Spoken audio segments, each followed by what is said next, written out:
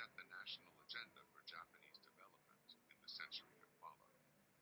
Imitation of the West, admiration of the West, resentment of the West, and both national and racial ambivalence toward the West dominated Japanese thought and action in the generations that followed Harry's fateful opening of Japan to the outside world.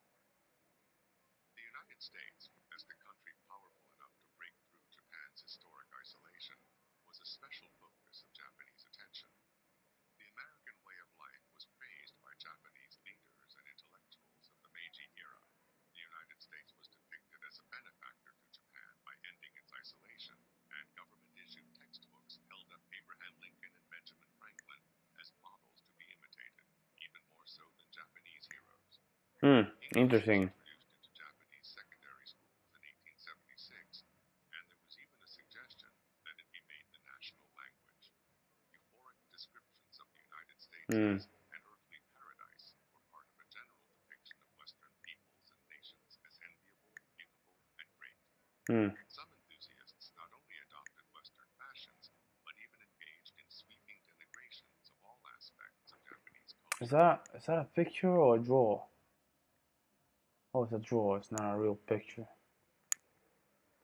Sort Alongside of. such Huh. feelings, however, alternating with them and eventually That's a overpowering them, modern was a growing militarization from Japanese Japan. desire to prove themselves and to assert their own identity and Hmm. mastery. By the early 20th century, Japan had changed radically to become an ultra-nationalistic country, shrill and belligerent toward other nations, and fanatically devoted to their Hmm. own. The Japanese themselves often saw these traits as defensive overcompensations for a sense of inferiority.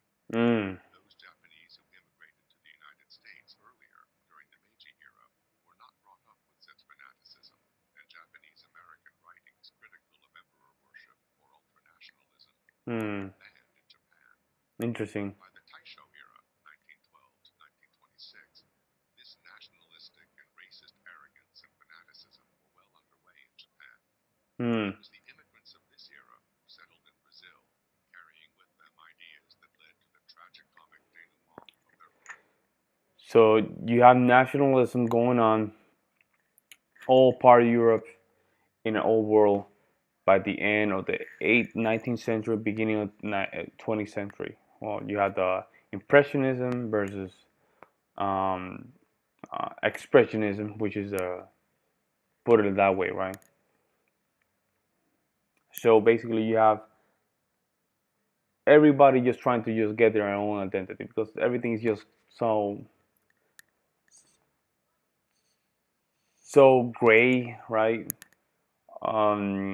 It's not until later in the beginning of the 20th century that people was starting having strong national identities, and that's why well, the First World War and the Second World War, and probably they extended way too much the sense of nationality that if you thought anything against some of these countries, you have to hold the consequences. That's why a lot of these people they just immigrated to different countries: Brazil, Peru, Uruguay, Puerto Rico, South America, for Chile, Argentina, and even the United States, of course. Not if you notice, not too much to Europe. And the reason is Europe have a long history. I'm sorry, of just war, especially when it comes to nationalism. So maybe that might be the reason they didn't really move to the west closer to them. In that case, will be Europe. Preparing to welcome victorious Japanese troops at the end of World War II, while Japan itself lay prostrate in ruin. Bam! Wow. Rubbles, The rubbles. consuming desire to prove something to themselves and to the Yeah. world has been reflected in many aspects. By the way, I have to give it to them. And just in a matter of a couple of years, they managed to just create a very advanced civilization. I mean, they always were very advanced in their own traditions, but using that discipline to move to the modern world and just develop this into a very high potential nation, it really speak a lot about them. I want to see what Sowell says about that. Aspects of modern Japanese history, especially the scope and nature of its wars and conquests, Yeah, the samurai The spirit. Japanese editorial response to Japan's victory over China in 1895 saw it as demonstrating not only the military power of Japan as a nation, but Tenacious. also that the Japanese people are not inferior to any race in the world, Damn. and declared, "We can hardly bear the happiness in our heart." Victory over Russia in 1905, the first time a modern Asian nation had defeated a European nation, produced similar responses. Probably the eagle went up Japan's conquests of the over the board. 1930s and early 1940s were marked by a special ruthlessness, murderous cruelty, and pointless humiliations of the conquered peoples, all characteristic of people trying to prove something. The Japanese were noted for their wholesale rapes of the women in conquered countries, for Wow. slapping the faces of men on the streets for no reason, and for brutal tortures, mutilations, and They get too executions of much into their Japanese head. soldiers and civilians alike. The Uh, infamous Bataan Death March, where several thousand captured American and Filipino soldiers were brutally and often sadistically killed, was part of this general pattern. that was bloody, bloody, The bloody post-war war. Japan has been one of the economic miracles of history, emerging not simply as an imitator of Western technology, but as a pioneer in its development and application. The social and political miracle has been no less profound, an historically militaristic society becoming one of the most pacifist, and a nation of autocratic despotism becoming one of the leading democracies of the world. Much of this was the work of just one man, General Douglas MacArthur, who politically maneuvered his way to become the de facto ruler of post-war Japan and the shaper of its institutions Mm. and its psyche. While MacArthur was implacable in his retribution against generals and top politicians responsible for Japan's war atrocities, he was equally rigid in his insistence that American troops repeat none of such behavior in their occupation of Japan. For one of the few times in history, a conquering army was ordered to live only on its own rations, and neither to take nor buy food needed by the hungry conquered people. Mm. MacArthur became a national hero to the Japanese for his shrewdly displayed kindness, generosity, and democratic actions.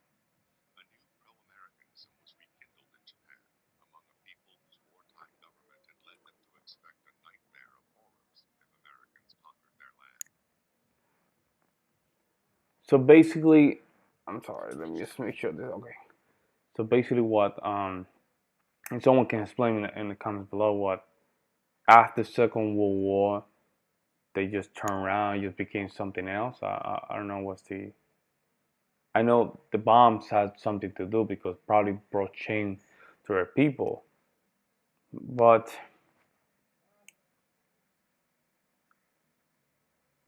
if that was the case, what was the reason of then? Of course, I'm just having an opinion of this. What was the reason of them just going so cruel, right? What was the? I think nationalism was not the main one, right? It just something happens during those years between the last war against Russia all the way to the 1940s, 1945 when everything ended, and they got too much in their head. Something happened there, and I might be missing something. But it shows you that a society like Japan that went to war, they came from very poor, inside Western standards, poor lifestyle, farming, all that stuff.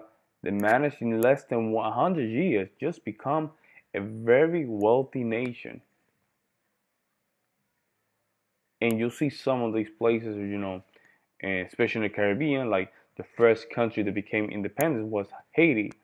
And you go to Haiti, they haven't reached that level. We're talking about more than 200 years.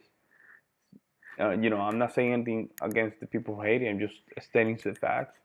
Some of the other places in South America, Central America, Africa, they haven't reached that level of modernization. But then you have Japan in just a matter of just a couple of years, they they bluffing. Let me know in the comments below what you guys think it could be the reason. Am I missing something? And am I in the same place as you guys? Let me know. I'm gonna really appreciate it.